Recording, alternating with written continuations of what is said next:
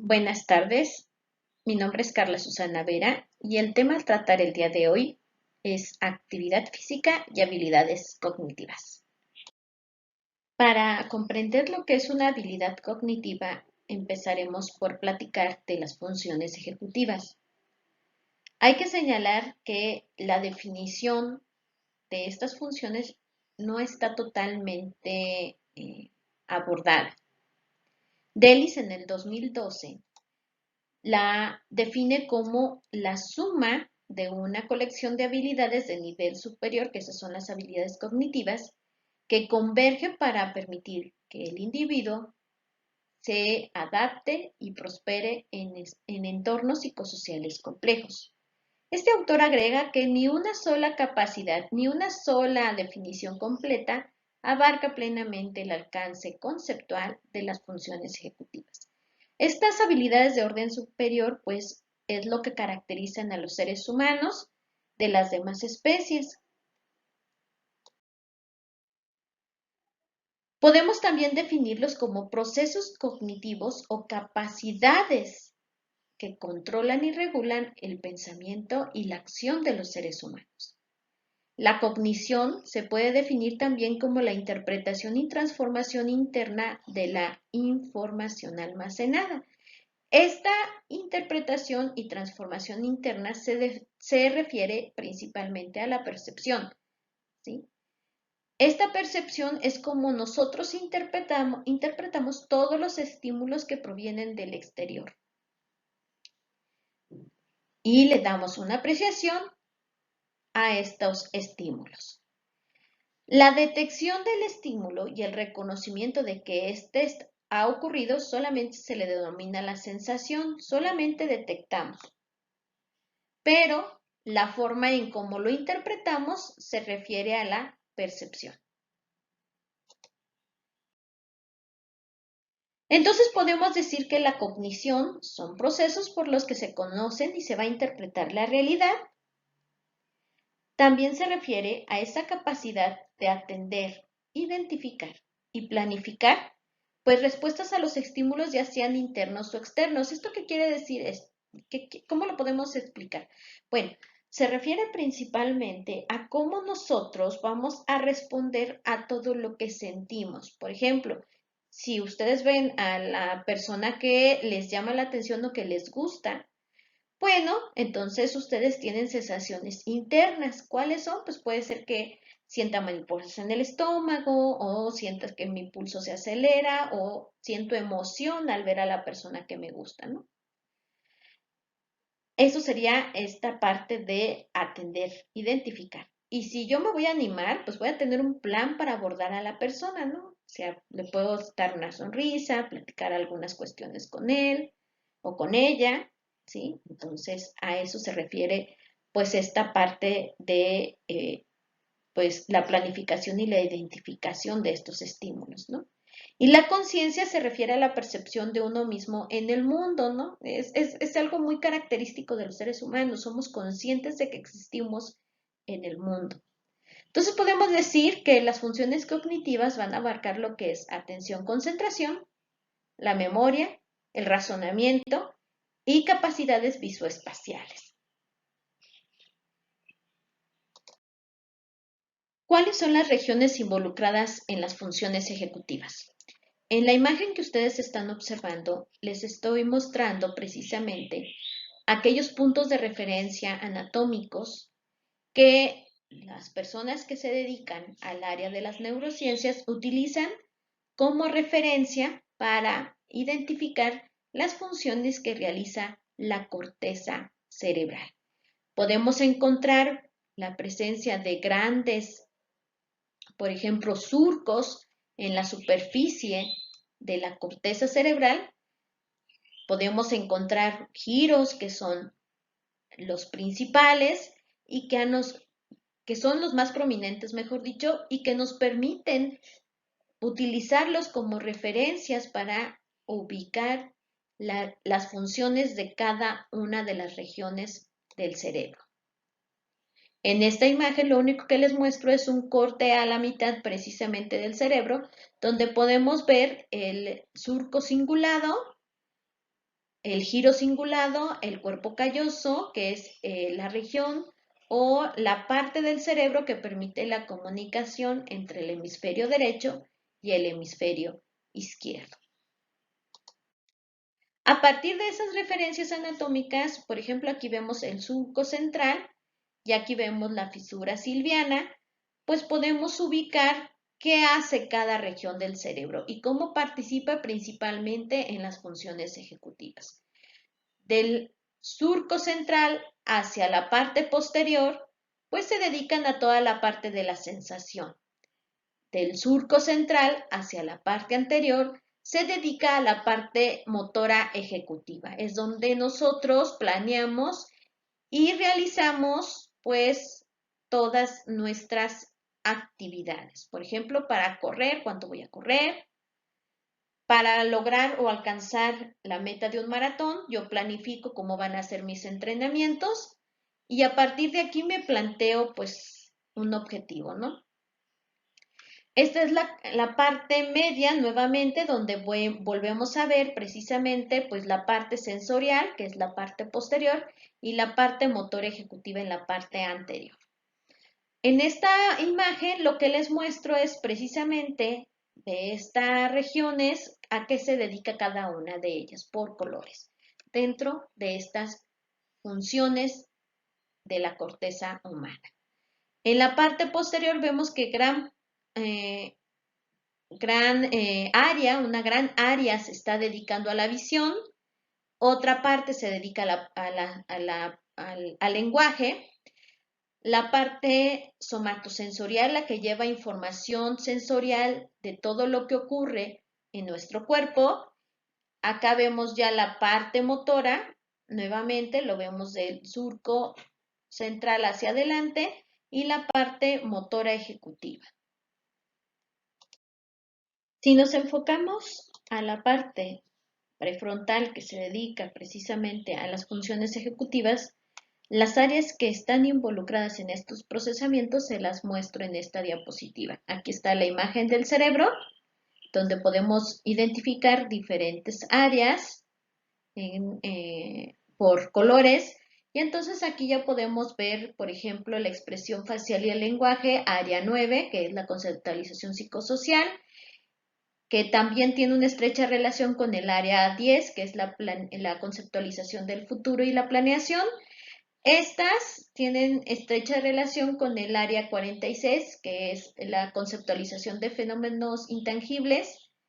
Y pues aquí vienen las vías dorsales que nos hablan del espacio y del tiempo, el área de Broca, que se encarga del habla, que está involucrada en el área 45 y 44, el área de Wernicke, el área 22, que aquí habla de áreas perceptivas sensibles al habla y a la escritura.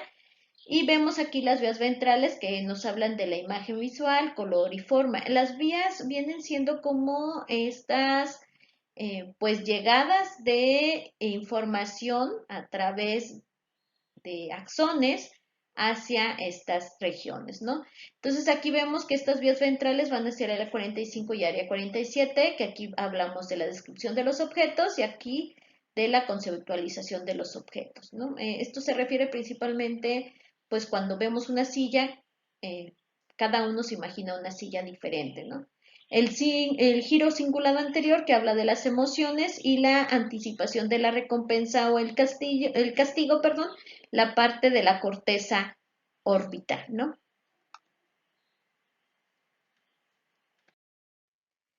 ¿Cuáles son algunas funciones que realiza precisamente esta corteza prefrontal? La planificación, que ya les había mencionado, es el establecimiento de metas e inicio de acciones para alcanzar esas metas, seguimiento de los resultados y hablábamos un poquito pues del maratón, ¿no? Por ejemplo, si yo me propongo un maratón, bueno, conforme vaya entrenando voy evaluando los resultados y si tengo algún error en el entrenamiento, pues también vuelvo a hacer la adaptación. Esfuerzo mental para perseguir las metas más complicadas. Si es de 21 o 42 kilómetros el maratón, pues ya aquí planifico claramente hacia dónde voy. van a interactuar con otras áreas del cerebro para lograr estos objetivos. Por ejemplo, para la parte motora, los ganglios basales, también los núcleos talámicos, el cerebelo y también la corteza, pues motora, ¿no? Motivación y disposición para la acción. ¿Qué tan motivada estoy en lograr ese maratón? Por ejemplo, iniciar el área y también las imágenes visuales, ¿no? Cuando iniciamos el habla, pues usualmente indicamos, por ejemplo, si yo estoy hablando de un árbol en específico ubicado en una parte de la ciudad o de donde viven, pues entonces yo describo más o menos y si con la persona que estoy platicando ha coincidido con el mismo lugar y en el mismo árbol, pues les describo hasta la forma del árbol, ¿no? ¿Te acuerdas del árbol que se encuentra, no sé, en el centro de la ciudad de León, que está próximo? Entonces empiezas toda la descripción de los objetos, ¿no? También nos permite reconocer los objetivos de otras personas, ¿sí? Y esto propicia precisamente la cooperación social y la competencia. Y la regulación de impulsos emocionales, que también, pues si estoy muy molesto con una persona, pues trato de tranquilizarme antes de hablar nuevamente con ella y decirle cuáles son, pues, aquellas cosas que me molestan, ¿no? Y también, pues, el sentir el enojo, que viene siendo principalmente, pues, esta modulación de estas emociones. Tenemos también almacenamiento y actualización de la memoria de trabajo, que viene siendo aquella memoria que solamente dura pues unos segundos hasta horas y después viene a la parte del olvido. El pensamiento activo, ¿sí? Habilitar experiencias conscientes, atención sostenida ante la distracción, la toma de las decisiones, la planificación y secuencia de acciones. Viene la unificación, el sonido y la sintaxis, que está significado el lenguaje, y la resolución cuando se presentan competencias entre los planes, ¿no? ¿Qué va a ser primero y qué va a ser después? Todo esto es parte de la corteza prefrontal. Bueno, vamos a hablar un poquito también aquellos aspectos que están relacionados a las funciones ejecutivas y que influyen precisamente en su desempeño. Y entonces vemos que la salud mental es un componente muy importante, por ejemplo, las adicciones, el trastorno de déficit de atención e hiperactividad, desórdenes de la conducta, depresión, trastornos obsesivos compulsivos y las esquizofrenias. Vean ustedes que la salud física es muy importante sobre las funciones ejecutivas. Estas funciones se ven afectadas por la obesidad, el exceso en la ingesta de alimentos, abuso de sustancias y la falta de adherencia a tratamientos. Por ejemplo, si soy una persona que vivo con una condición crónica, pues el no adherirme al tratamiento provoca que estas funciones ejecutivas se disminuyan o ya no sean tan eficientes. La calidad de vida, pues las personas que tienen mejores funciones ejecutivas pues disfrutan más la vida, ¿no? El aprendizaje son importantes para el coeficiente intelectual y el nivel de lectura o matemáticas, que ya lo habíamos mencionado. Logro académico, las funciones ejecutivas predicen el logro escolar en matemáticas y las competencias a nivel de lectura. El éxito laboral, funciones ejecutivas pobres se asocian a una baja productividad y dificultad para encontrar y mantener un empleo. Una persona que tiene una baja función ejecutiva son personas que están cambiando de manera constante de trabajo. Las relaciones de parejas, pues una disfunción en el área ejecutiva ocasiona dificultades en la relación, menor confianza, más propensión a actuar de manera impulsiva. Y en la seguridad pública se ha visto que estas disfunciones ejecutivas, estas alteraciones en las funciones ejecutivas, como se encargan de la parte del juicio, pues generan problemas sociales como es la delincuencia, la conducta imprudente, la violencia y el vandalismo.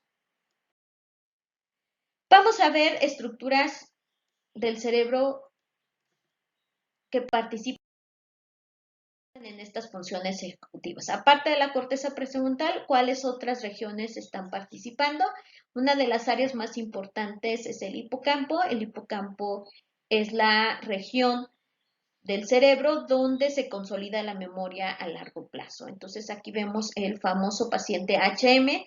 Este paciente es una persona que vivía con crisis epilépticas de manera constante.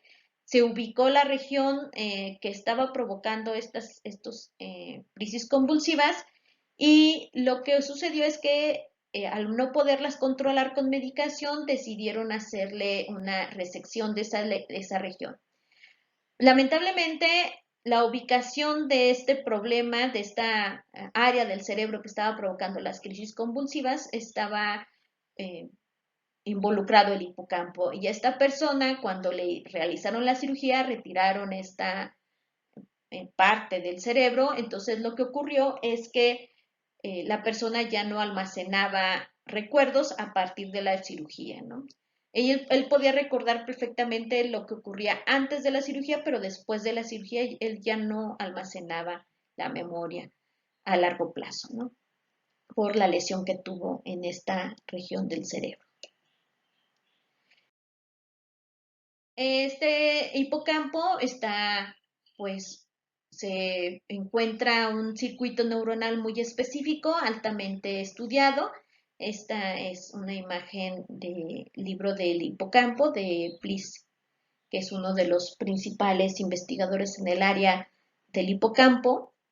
Y observamos precisamente esta circuitería que les estoy mencionando, es la corteza entorrinal y esta se comunica a través de la vía perforante con la región del giro dentado. De ahí se genera otra comunicación a través de las fibras musgosas del giro dentado a la región CA3 del hipocampo y de ahí hacia la región CA1 a través de la colateral de Schafer. Esta es una imagen del hipocampo de rata y aquí podemos observar precisamente cómo se comunican todas estas áreas hipocampales para la consolidación de la memoria. Se considera que el hipocampo es el modelo de circuitería neuronal que nos permite a nosotros entender cómo se lleva a cabo pues precisamente estas nuevas formaciones sinápticas que ocurren en el cerebro cuando aprendemos. En esta imagen, hablando precisamente del hipocampo, vamos ahora a centrarnos en la parte del aprendizaje y la memoria, ¿no? Esta imagen pues es la unificación de dos modelos cognitivos, el de Plated y Hitch y el de Atkinson y Shirfin, en los cuales ya nos explican de forma ya puntual cómo se procesa la información a nivel cerebral. Entonces, aquí podemos observar precisamente la entrada sensorial, un interruptor de la atención, donde vemos precisamente todos los estímulos sensoriales que recibe nuestro cuerpo. Tenemos amortiguadores que nos permiten precisamente no saturarnos de información que provienen del exterior. Y aquí tenemos un interruptor de la atención voluntaria, ¿no? ¿A qué le vamos a prestar atención específicamente? Y esto va a conformar pues la memoria de trabajo, donde tenemos pues el ensayo verbal y la parte del diagrama visoespacial. Este diagrama visoespacial se refiere específicamente a cómo almacenamos la información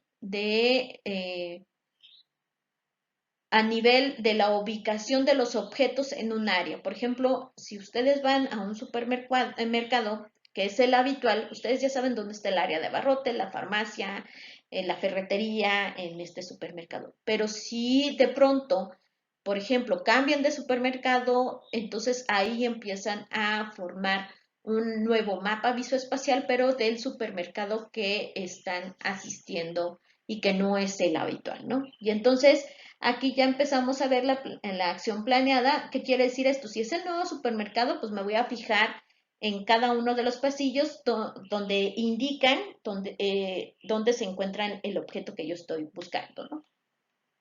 Y esto da una respuesta. Pero vean aquí en la parte inferior de este marco funcional, vemos el ensayo verbal y la memoria visoespacial. Lo que hace es precisamente almacenar toda esta información en la memoria, que puede ser perceptual, que es lo que observamos, la memoria autobiográfica, que nos indica precisamente pues todo lo que hemos vivido a lo largo o en el transcurso de nuestra vida, la lingüística semántica, que se encarga principalmente del lenguaje, el conocimiento visual.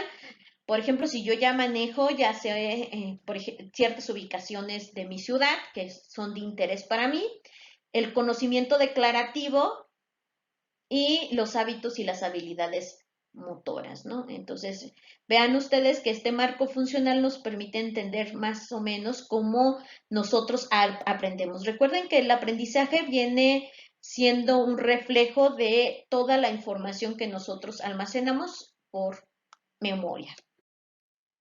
Y entonces a partir de la memoria podemos hablar de las diferentes